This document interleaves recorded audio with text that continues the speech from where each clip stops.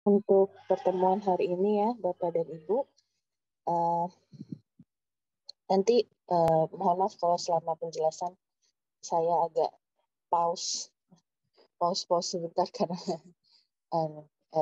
memang ini udah kebetulan saya sudah nunggu 38, jadi udah perutnya sudah rasanya udah kenceng-kenceng terus, jadi mungkin nanti agak nafasnya agak tersendat-sendat ketika menjelaskan. Baik Bapak dan Ibu sekalian, untuk materi hari ini menyambung dari materi sebelumnya. Jadi kita sudah pernah membahas mulai dari konsep dasar perencanaan hingga terakhir kemarin adalah umpan balik. Dan untuk topik terakhir dengan saya ini kita akan berdiskusi mengenai bagaimana cara untuk meningkatkan kinerja. Nah, jadi dari topik hari ini kita akan fokus untuk memanfaatkan aktivitas-aktivitas selama masa pengelolaan kinerja ya, untuk meningkatkan kinerja, karena tujuan akhir dari adanya pengelolaan kinerja itu diharapkan adanya peningkatan kinerja dan juga mempertahankan kinerja yang baik.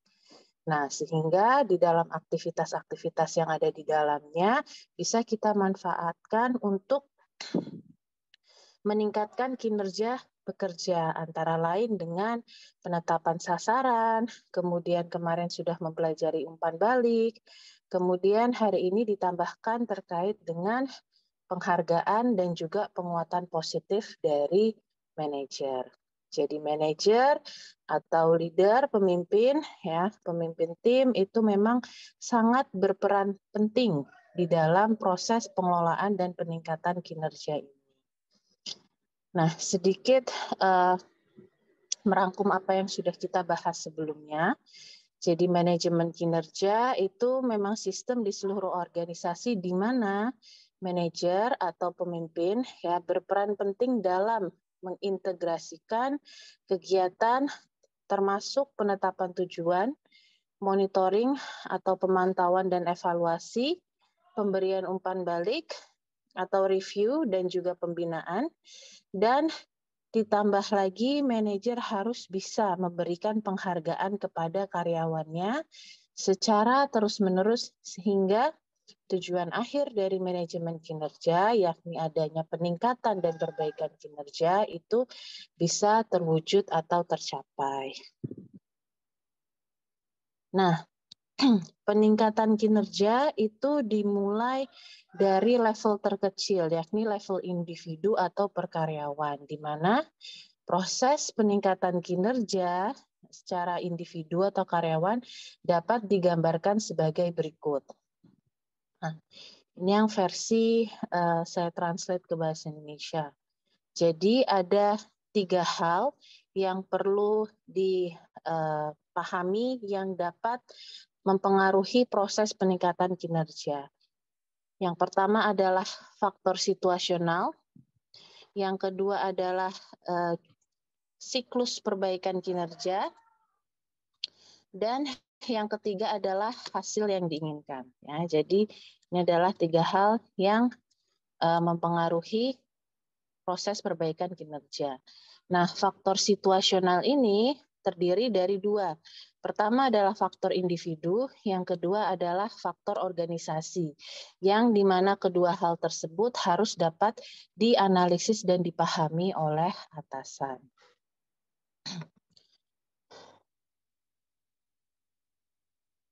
Nah, faktor individu dari karyawan meliputi apa saja? Yang pertama adalah terkait dengan pribadi atau karakteristik karyawan tersebut, ya, yang harus dipahami oleh atasan. Kemudian yang kedua adalah terkait tingkat kemampuan dan keterampilan dari karyawan. Ya, kemudian pengetahuan karyawan terkait dengan pekerjaan dan motivasi bekerja karyawan.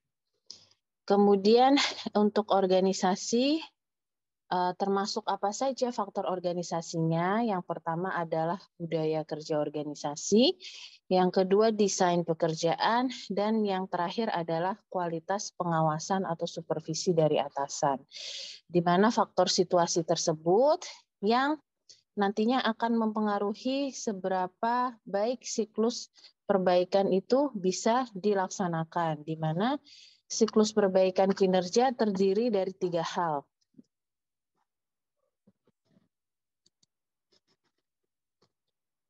Oke. Yang pertama adalah pengaturan tujuan.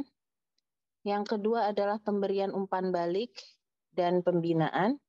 Dan yang terakhir adalah penghargaan atau imbalan dan penguatan positif. Di mana melalui 3 tahapan tersebut diharapkan pemimpin bisa mengelola faktor situasional tadi untuk bisa menghasilkan 4 hasil yang diinginkan dari perbaikan kinerja. Yang pertama adalah mempengaruhi upaya atau besaran usaha yang diberikan oleh karyawan dalam melaksanakan pekerjaannya. Yang kedua bisa meningkatkan ya, keinginan karyawan untuk mengembangkan diri, ya, untuk belajar dan berkembang, ya, baik secara kemampuan maupun keterampilan. Dan yang ketiga, peningkatan kinerja kerja secara nyata, dilihat mungkin dari hasil penilaian di periode selanjutnya dibandingkan dengan yang periode sekarang. Dan yang terakhir adalah peningkatan kepuasan kerja dari karyawan. Ya.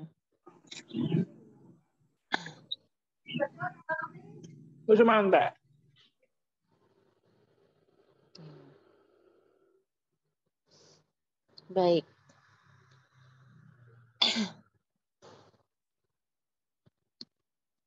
Selanjutnya, kita ke tahapan yang pertama, yakni pengaturan tujuan. Nah, pengaturan tujuan ini sudah kita bahas beberapa kali sama perkuliahan, termasuk yang pertama kali kita bahas adalah di bagian perencanaan kinerja.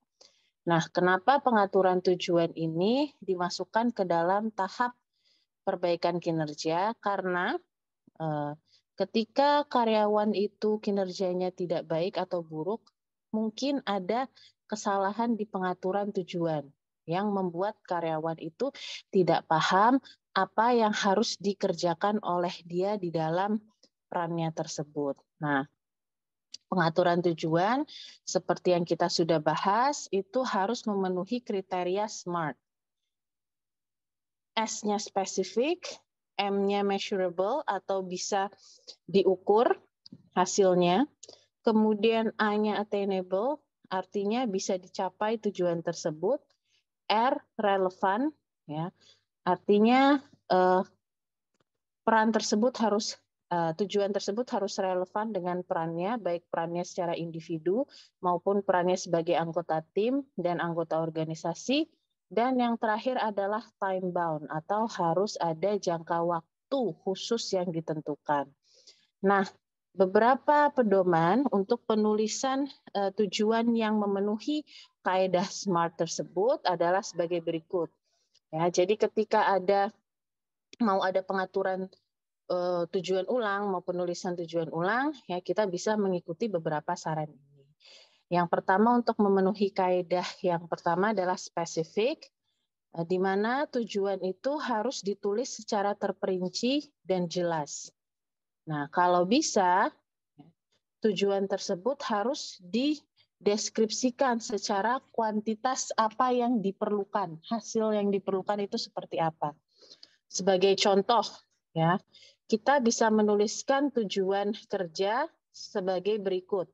Manajer harus memberikan pelatihan dengan total waktu 20 jam kepada karyawan. Nah, ini akan lebih jelas dibandingkan dengan kita menulis manajer harus memberikan pelatihan sebanyak-banyaknya bagi karyawan. Karena kata-kata sebanyak-banyaknya itu kurang rinci dan bisa diartikan berbeda oleh orang yang berbeda. Nah, sedangkan kalau kita menggunakan penjelasan yang lebih rinci secara kuantitas, yakni 20 jam, maka akan lebih mudah bagi manajer tersebut untuk mengukur diri apakah dia sudah memenuhi total 20 jam tersebut atau tidak.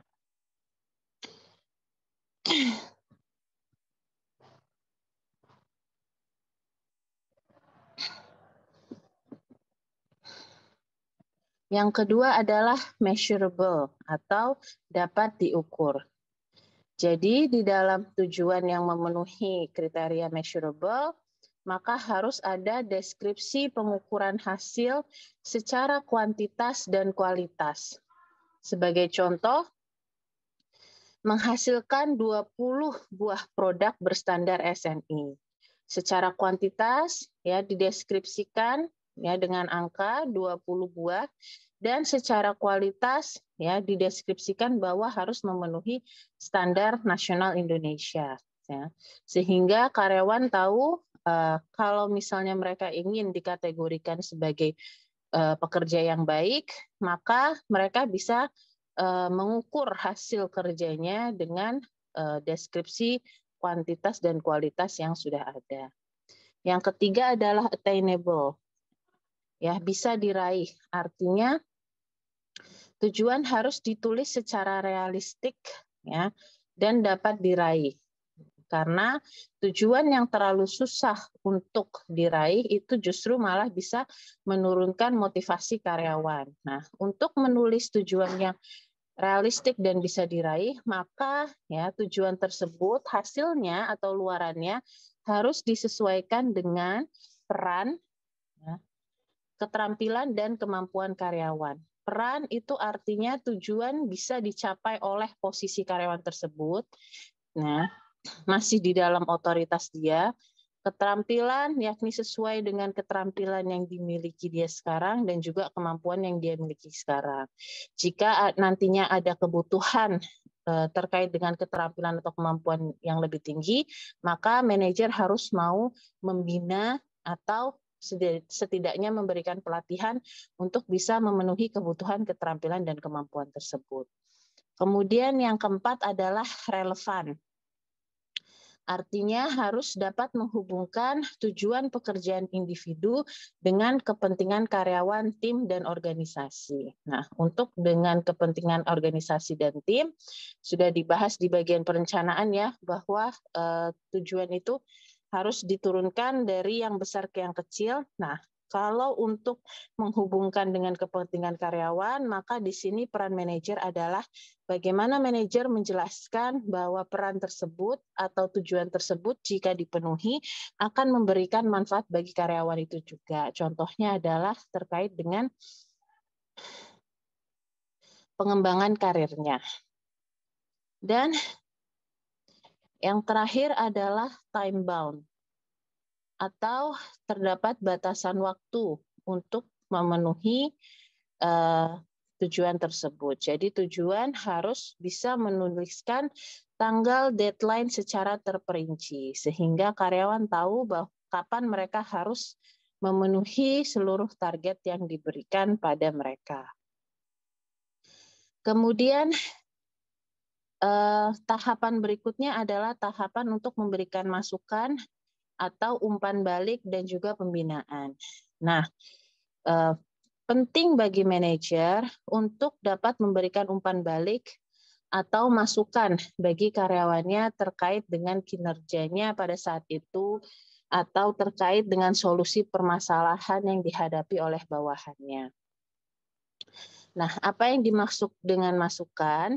Masukan ini terkait dengan segala informasi yang berhubungan dengan kinerja karyawan tersebut baik secara individu atau secara kolektif, secara tim. Jadi informasinya nggak hanya terkait dengan dia sekarang, tapi bagaimana peran dia atau posisi dia dalam pencapaian tujuan tim atau tujuan bersama. Nah, informasi ini termasuk informasi positif dan informasi negatif juga kita memberikan pembinaan dan solusi ketika ada masalah. Ya. Umpan balik sudah kita bahas di pertemuan sebelumnya. Semoga Bapak dan Ibu sudah menyimak video penjelasan yang saya upload di YouTube. Nah, terdapat beberapa pelajaran praktis yang bisa kita gunakan sebagai manajer untuk memaksimalkan proses umpan balik menurut hasil studi terdahulu. Yang pertama, agar umpan balik itu berjalan dengan efektif, maka manajer harus dapat meningkatkan kredibilitas mereka sebagai sumber pemberi umpan balik dengan cara mengembangkan keahlian mereka dan menciptakan iklim kepercayaan.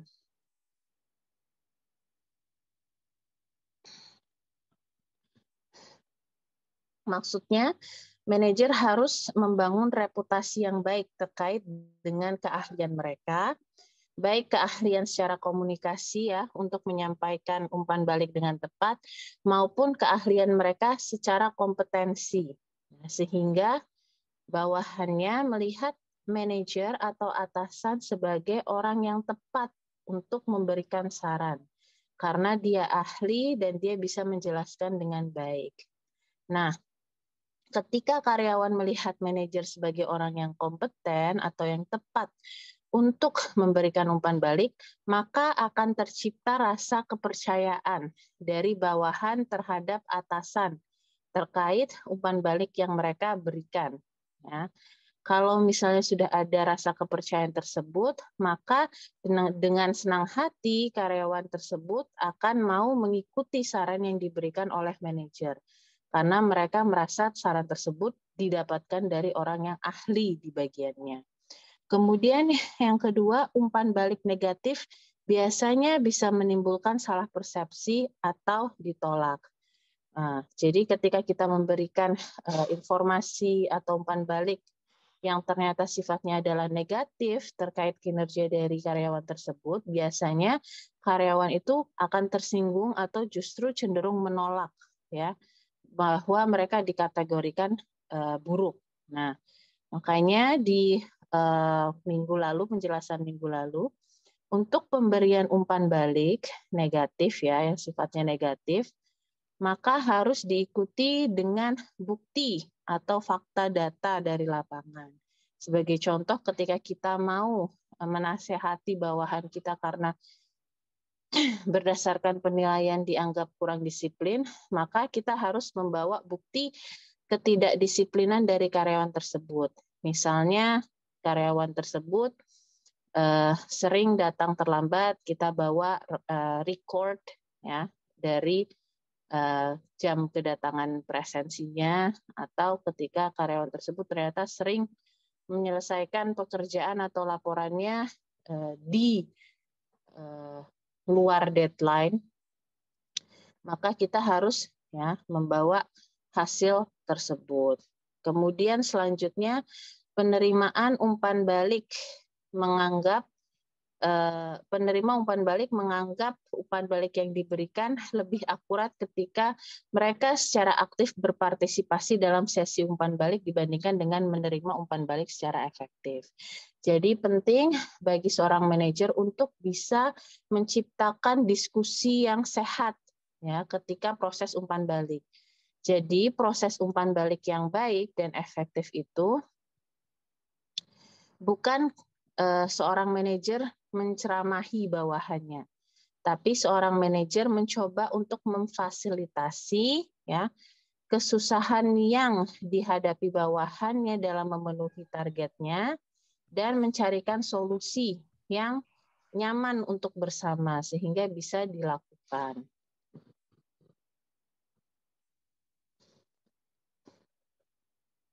Terdapat 6 tanda masalah umum ya, untuk sistem umpan balik organisasi. Jadi ketika ada 6 tanda masalah ini, artinya umpan balik yang dilakukan di dalam organisasi itu sistemnya tidak baik atau bermasalah. Yang pertama adalah ketika umpan balik digunakan untuk menghukum, mempermalukan atau merendahkan karyawan. Contohnya ketika umpan balik itu tidak dilaksanakan ya secara orang ke orang, tapi manajer justru malah menyampaikannya di depan tim kemudian menyampaikannya yang negatif dengan alasan ingin menghukum, biar orang tersebut jera. Ya. Tapi umpan balik tidak bisa digunakan untuk hal tersebut. Karena tadi umpan balik tujuannya adalah untuk diskusi, sehingga bisa menemukan solusi yang nyaman bagi masalah yang dihadapi oleh karyawan dalam pelaksanaan kerjanya. Tanda yang kedua adalah ketika karyawan melihat umpan balik yang didapatkan tidak relevan dengan pekerjaan mereka.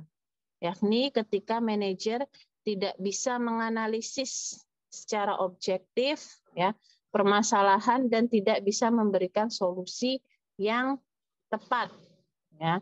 Jadi yang dibahas di dalam umpan balik tidak fokus terkait kinerja atau kerjanya saja atau perilaku kerja yang diinginkan, tapi melebar kemana-mana, jadi tidak fokus.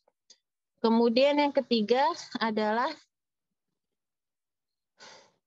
ketika umpan balik yang diberikan terlalu terlambat untuk dapat membantu karyawan.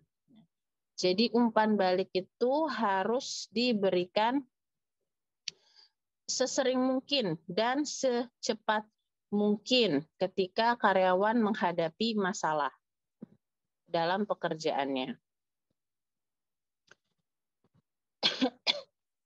Nah, biasanya ada dua komunikasi utama dalam satu periode kinerja. Yang pertama adalah ketika kita melakukan perencanaan di awal, kemudian di akhir adalah ketika memberikan evaluasi keseluruhan.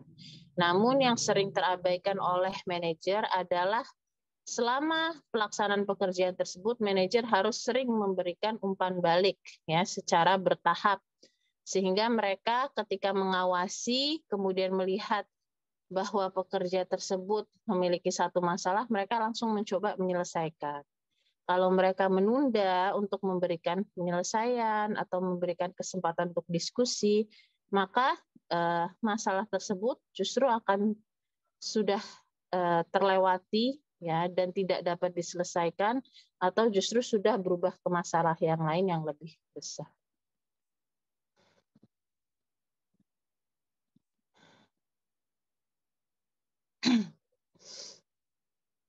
Kemudian tanda selanjutnya adalah ketika karyawan yang menerima umpan balik merasa masukan yang diterima itu tidak praktis dan di luar otoritas mereka. Jadi adalah ketika solusi yang diberikan oleh manajer itu tidak dapat mereka lakukan dikarenakan batasan kewenangan yang mereka miliki. Nah, ini menunjukkan bahwa manajer tidak kompeten ya dalam memberikan solusi untuk masalahnya tersebut. Kemudian selanjutnya adalah ketika karyawan merasa pengumpulan informasi umpan balik terlalu banyak menghabiskan waktu untuk mengumpulkan dan menyimpan datanya.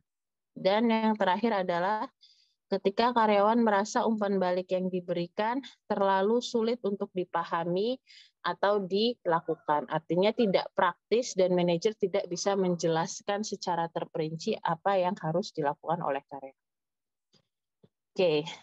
Itu terkait umpan balik dan pembinaan. Jadi umpan balik dan pembinaan itu tidak dapat dipisahkan karena biasanya pembinaan itu diberikan ketika umpan balik sedang dilaksanakan. Ya, salah satu bentuk pembinaan adalah tadi pencarian solusi atas masalah kerja yang dihadapi oleh karyawan. Selanjutnya, yang terakhir adalah dengan menggunakan penghargaan dan penguatan positif. Nah, jadi penghargaan dan penguatan positif itu penting untuk diberikan oleh manajer sehingga karyawannya setidaknya mau mempertahankan perilaku atau kinerja baik yang telah mereka tunjukkan. Nah, model umum sistem penghargaan organisasi dapat dilihat sebagai berikut. Yang pertama adalah terkait dengan bentuk penghargaan yang terdiri dari finansial, ya, uang, sosial itu seperti penghargaan, sertifikat, ya, atau publisitas yang bisa membuat dia meningkatkan kredibilitasnya di antara rekan-rekan kerjanya, ya. Jadi exposure. Dan yang terakhir adalah psikis. Psikis artinya yang bisa memberikan kesenangan batin bagi orang tersebut. Paling mudah ini psikis. Contohnya adalah dengan memberikan pujian, mengakui pekerjaannya, sehingga karyawan merasa senang dan merasa dihargai. Nah, kemudian bentuk penghargaan tersebut diharapkan dapat memberikan beberapa hasil yang baik. Yang pertama adalah menarik karyawan, kemudian memotivasi karyawan, mengembangkan karyawan, memberikan kepuasan kerja terhadap karyawan, dan mempertahankan karyawan dengan yang memiliki performa baik. Nah, di mana bentuk penghargaan tersebut untuk dapat menghasilkan hasil-hasil yang diinginkan tadi harus didistribusikan, disesuaikan dengan kriteria hasil kinerja dan perilaku kerja yang ingin ditunjukkan oleh yang ingin organisasi melihat karyawan menunjukkan hal tersebut. Nah, kita masuk ke bentuk utama dari penghargaan yang sering ditemui adalah bayaran untuk kerja atau insentif moneter, ya, yang menghubungkan setidaknya sebagian dari gaji secara langsung dengan hasil atau pencapaian. Jadi agar bayaran kinerja, agar bayaran di dalam organisasi itu bisa mendukung kinerja, maka besaran bayaran tersebut harus, ya, dihubungkan dengan hasil pencapaian. Ya, jadi ketika dia bisa mencapai berapa persen dari targetnya, maka dia akan dibayarkan berapa. Ketika dia mencapai lebih dari hal tersebut, maka akan mendapatkan bayaran lebih, seperti itu. Selanjutnya adalah terkait dengan penguatan positif. Ya. Jadi apa yang disebut dengan penguatan positif? Ya. Penguatan positif merupakan pemberian tanggapan positif ketika seorang karyawan atau individu menunjukkan perilaku yang baik di dalam tempat kerjanya. Nah, paling mudah bentuk penguatan positif adalah dengan memuji karyawan. Ya, contohnya ada karyawan yang datang lebih awal, kemudian diberikan pujian. Nah, pujian tersebut akan meningkatkan kemungkinan karyawan tersebut untuk datang kembali, ya, lebih awal lagi keesokan harinya. Dan bisa mendorong, ya, untuk jangka yang lebih panjang, ya, perilaku datang lebih awal tersebut, ya, untuk dilakukan setiap hari. Nah, harapan dari pemberian penghargaan dan penguatan positif adalah untuk dapat membantu karyawan membentuk perilaku kerja yang baik. Terdapat 10 hal praktis yang dapat digunakan untuk membantu membentuk perilaku kerja karyawan yang baik.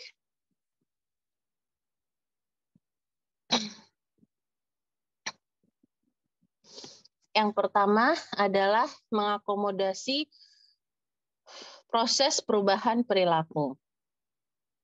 Nah, seorang pimpinan atau manajer harus memahami bahwa perilaku karyawan itu berubah dalam tahapan. Ya, jadi nggak sekali jadi, artinya ada proses. Nah, selama proses tersebut, ya, wajib bagi pemimpin untuk menunjukkan tujuan dukungannya, baik melalui penguatan positif atau melalui penghargaan, sehingga bisa mendorong proses tersebut untuk, ya, selesai dengan lebih cepat, sehingga perilaku bisa terbentuk lebih cepat. Kemudian yang kedua, mendefinisikan secara spesifik pola perilaku yang baru, sehingga karyawan memahami apa yang diharapkan oleh organisasi atau pimpinan dari diri mereka. Yang ketiga, memberikan umpan balik individual terkait kinerja karyawan. selama lebih dari 1 kali setahun, ya. Kemudian yang 4, penguatan perilaku positif sesegera mungkin. Jadi ketika karyawan menunjukkan perilaku atau kinerja yang positif, maka harus segera diberikan penguatan. Sebagai contoh, langsung dipuji ketika mereka bisa menyelesaikan pekerjaan tepat waktu. Nah, hal ini membuat karyawan merasa dihargai, diapresiasi, sehingga mereka mendapatkan kesenangan hati, ya, kepuasan secara psikis tadi, sehingga mereka dengan senang hati mau akan mengulang perilaku positif tersebut. Kemudian selanjutnya menentukan penghargaan berdasarkan apa yang berharga bagi karyawan. Maksudnya adalah, nah tadi kita kan sudah mengetahui ada 3 tipe penghargaan, uang, sosial, dan psikis. Nah, bagi karyawan, mereka itu menghargai bentuk yang berbeda, ya, masing-masing orang. Jadi ada karyawan yang lebih menyukai penghargaan berbentuk uang, ya, mungkin karena masih butuh support finansial dalam kehidupan sehari-harinya. Ada karyawan yang merasa sudah tercukupi dari sisi keuangan, mereka lebih senang mendapatkan penghargaan berupa sosial, berupa publisitas terkait dengan kemampuan mereka.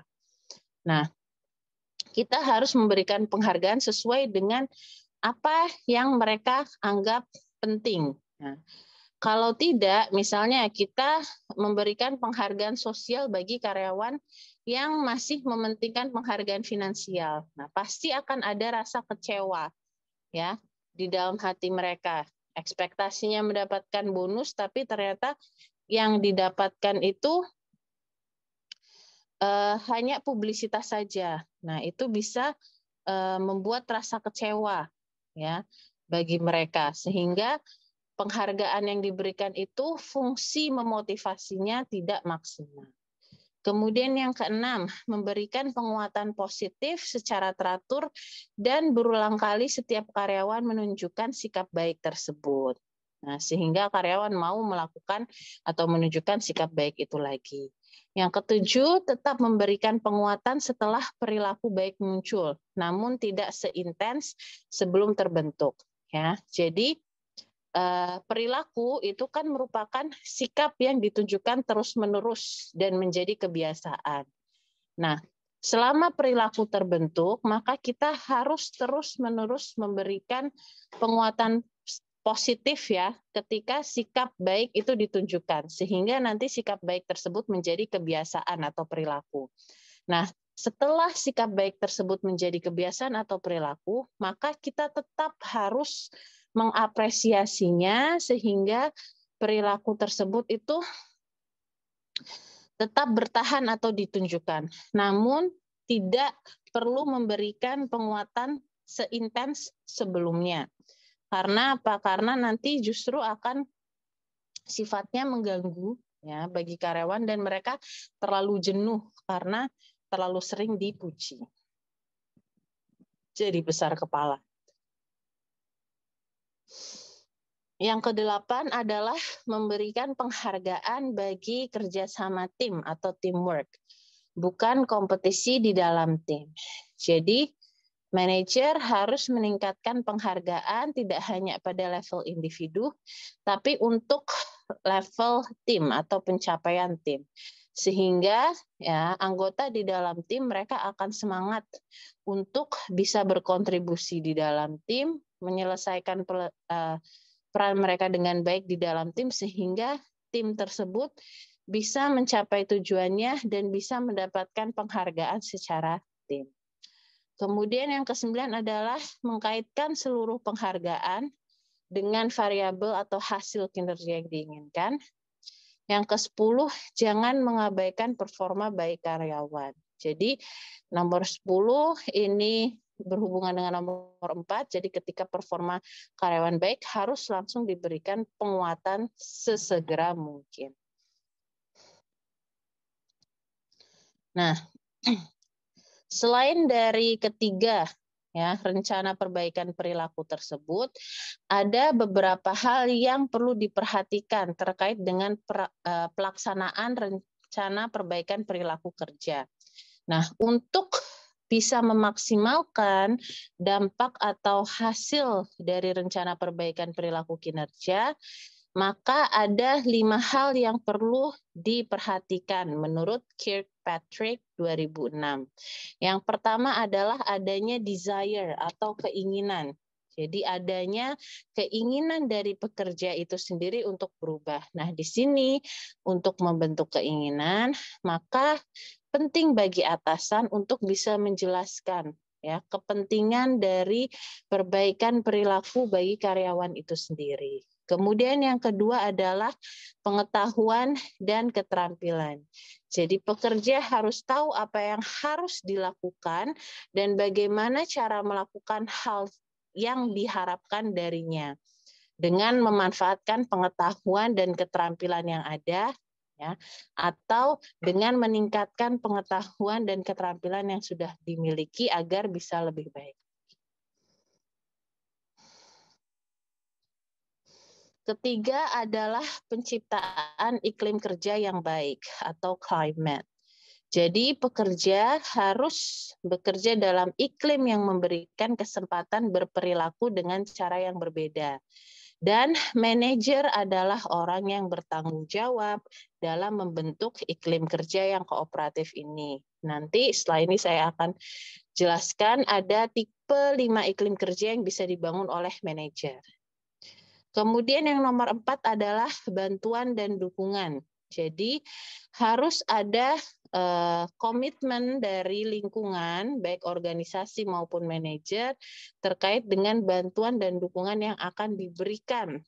Nah, terutama untuk pemenuhan kebutuhan karyawan dalam melaksanakan pekerjaannya seperti pelatihan. Dan yang kelima adalah reward atau penghargaan.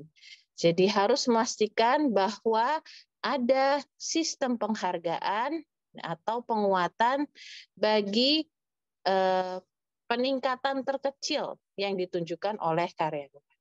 Sehingga bisa memotivasi karyawan untuk berubah dan melakukan pekerjaannya secara lebih baik. Nah, kita masuk ke yang tadi, iklim kerja. Jadi terdapat 5 iklim kerja yang dapat diciptakan oleh manajer. Di mana di sini saya urutkan dari iklim yang paling tidak mendukung pengembangan karyawan ke yang paling bawah adalah iklim yang paling mendukung. Yang pertama adalah preventing. Ya. Iklim preventing ini adalah ketika manajer tidak mengizinkan pekerja melakukan apa yang mereka ingin lakukan. Nah, sehingga iklim semacam ini ya, mencegah karyawan untuk berkembang. Jadi tidak membantu karyawan untuk bisa berpikir ya di luar dari biasanya atau kreatif dalam melakukan pekerjaan. Yang kedua adalah iklim discouraging, di mana manajer tidak mendorong keberanian pekerja untuk mengambil tindakan apabila tidak diperintah. Hasilnya, pekerja akan menjadi pasif dan tidak bersedia mengeluarkan gagasan yang dalam jangka panjang maka akan berpengaruh terhadap pengabaian masalah di dalam kerja. Kemudian yang ketiga adalah iklim netral, di mana manajer menyerahkan pada pekerja untuk menentukan sendiri sikapnya. Jadi ada kebebasan bagi pekerja untuk mengembangkan diri dalam pekerjaannya. Nah, ini membuat karyawan itu mau berpikir kreatif terkait dengan bagaimana mereka bisa menyelesaikan pekerjaan mereka secara lebih cepat dan tepat. Kemudian yang keempat adalah iklim encouraging, di mana manajer bersikap mendorong pekerja untuk bersedia mengembangkan prakarsa. Nah, di sini manajer ini memotivasi pekerja, memberikan kesempatan bagi pekerja untuk mau menyumbangkan idenya. ya bagi tim atau lingkungan kerjanya, di mana iklim ini bisa menciptakan motivasi yang kuat bagi pekerja untuk memberikan atau menunjukkan perannya di dalam tim. Iklim yang kelima adalah iklim requiring, di mana manajer bersedia membantu meningkatkan kemampuan dan kinerja pekerja secara aktif. Nah, di iklim yang kelima ini, manajer itu memperlihatkan kepedulian yang tinggi terhadap keadaan karyawan di lingkungan kerja, dan dia mau terlibat secara langsung untuk membina di lapangan dan membantu karyawan menyelesaikan masalah kerja yang dihadapinya. Nah, oleh karenanya, karena kita sudah melihat betapa pentingnya peran manajer dalam peningkatan kinerja karyawan, maka ada beberapa kemampuan yang perlu dikuasai oleh manajer untuk bisa memaksimalkan perannya dalam meningkatkan kinerja karyawan. Jadi menurut Harrison tahun 2000, yang pertama, manajer itu harus memiliki kemampuan sebagai high performer atau seorang yang memiliki kinerja atau performa yang tinggi, yang menunjukkan prestasi kerja yang tinggi dalam proses kinerja dan tim, sehingga bisa menjadi inspirasi bagi bawahan atau karyawannya untuk bisa menunjukkan performa yang tinggi juga. Kemudian yang kedua,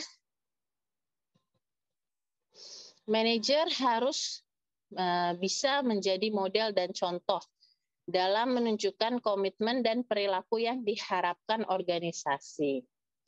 Kemudian yang ketiga, manajer harus mampu atau harus memiliki keterampilan untuk berkomunikasi antar pribadi, ya, karena manajer ini harus menjelaskan banyak hal kepada karyawannya, mengarahkan, membina, memberikan solusi, ya, sehingga harus memiliki keterampilan komunikasi yang baik.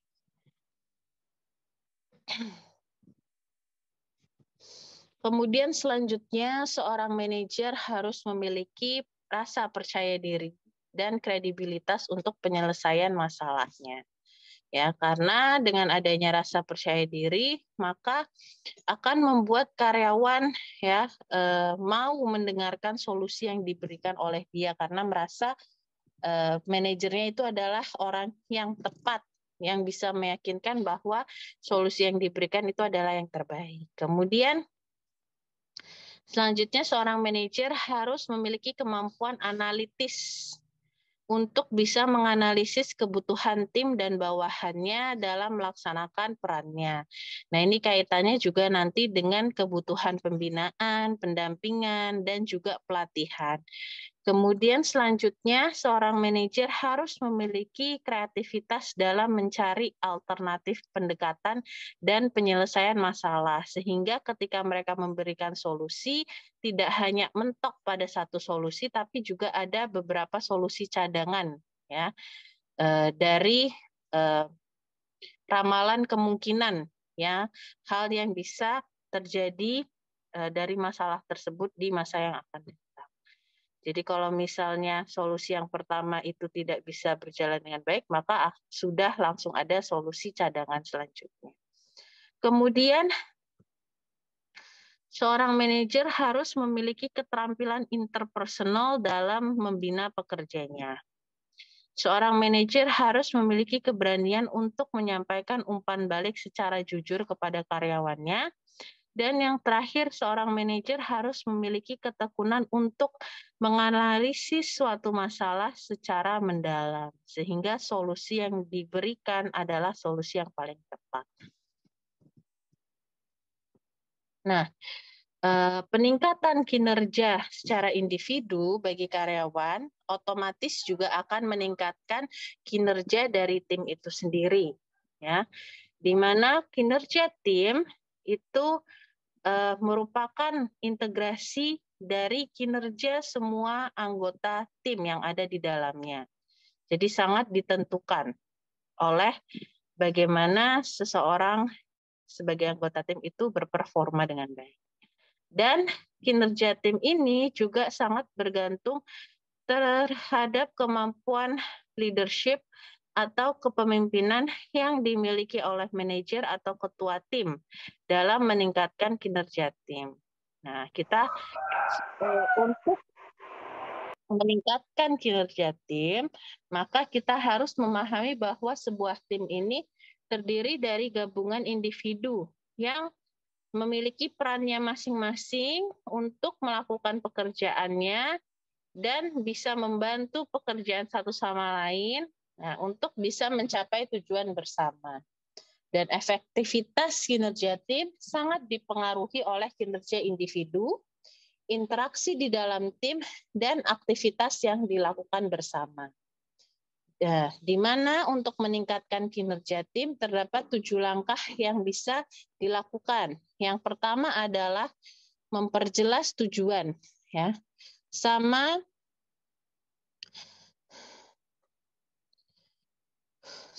dengan langkah peningkatan kinerja individu, yakni tujuan dari tim juga harus diperjelas. Di mana tujuan dari tim ini mencakup misi yang harus dicapai oleh tim. Dan tujuan jelas yang dipahami oleh semua anggota tim akan memudahkan anggota tim untuk memahami misinya. Dan kejelasan misi ini bisa menjadikan pekerjaan lebih terarah. Kemudian yang kedua, harus ada kejelasan tugas dan tanggung jawab untuk masing-masing anggota. Jadi tim yang baik tidak berisi orang-orang dengan kemampuan yang sama, tetapi tim yang baik berisi orang-orang dengan kemampuan yang berbeda sesuai dengan kebutuhan tim. Makanya dalam pengelolaan tim, ada istilah put the right man on the right place. Artinya kita menempatkan orang yang tepat di tempat atau posisi yang tepat. Nah, menentukan orang yang tepat untuk posisi yang tepat itu bisa dilihat berdasarkan latar belakang, kemampuan dan keterampilan karyawan, dan peran yang ada di dalam organisasi di dalam tim untuk dipenuhi. Nah, perbedaan latar belakang, kemampuan dan keterampilan tersebut akan meningkatkan kinerja tim apabila tugas dan tanggung jawab yang diberikan itu sesuai dengan tadi latar belakang, kemampuan dan keterampilan dan dipahami dengan baik oleh masing-masing tim, masing-masing anggota tim. Yang kedua, mendorong partisipasi anggota. Jadi, tim yang mendorong partisipasi anggota akan meningkatkan inovasi dan kreativitas dari para anggota tim. Nah, di mana partisipasi anggota akan memberikan ide-ide yang dapat meningkatkan kinerja tim. Nah, selain itu, partisipasi anggota juga dapat meningkatkan komitmen anggota terhadap timnya itu sendiri. Selanjutnya adalah pendidikan dan pelatihan. Jadi, keahlian menjadi keharusan dalam meningkatkan kinerja. Oleh karenanya, pendidikan dan pelatihan yang berkelanjutan perlu dilakukan agar kinerja tim terus meningkat. Langkah selanjutnya adalah reward atau penghargaan dan punishment atau hukuman. Jadi reward atau penghargaan itu tadi pengakuan akan prestasi yang diraih oleh tim atau anggota tim, di mana penghargaan yang tepat bisa meningkatkan kinerja masing-masing anggota tim. Tadi sudah kita bahas ya di level individu. Dan di sisi lain, punishment atau hukuman juga harus dijalankan karena punishment atau hukuman ini yang menjadi kendali bagi anggota tim untuk tetap berada di aturan main yang telah disepakati oleh tim. Dan kejelasan terkait dengan penghargaan dan hukuman dapat meningkatkan kinerja tim secara efektif.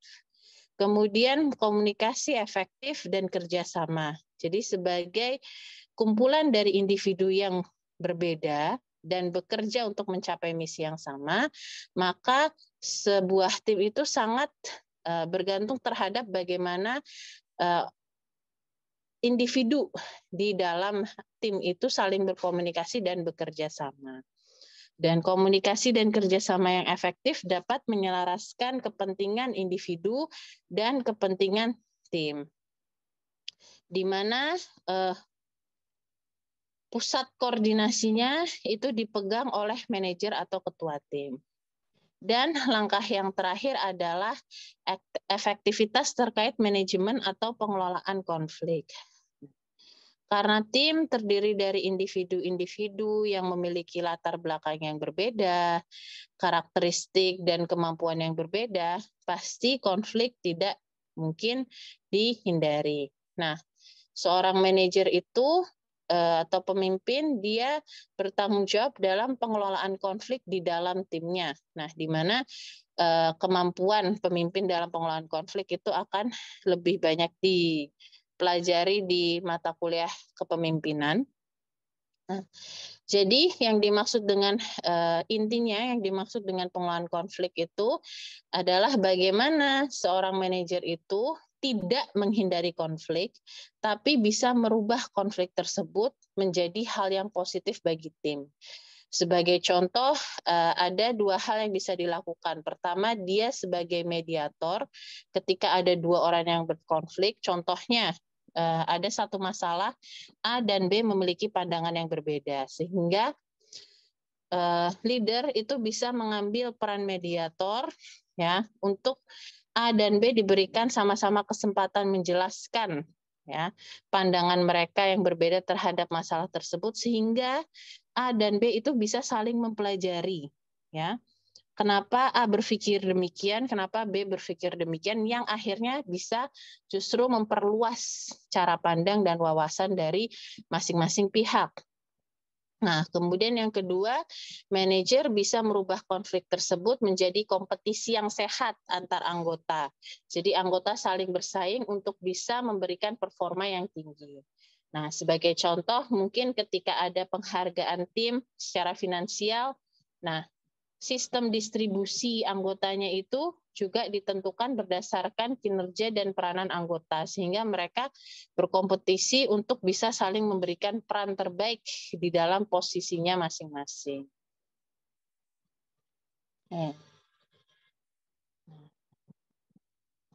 Baik, itu saja terkait dengan peningkatan kinerja yang bisa saya sampaikan untuk hari ini.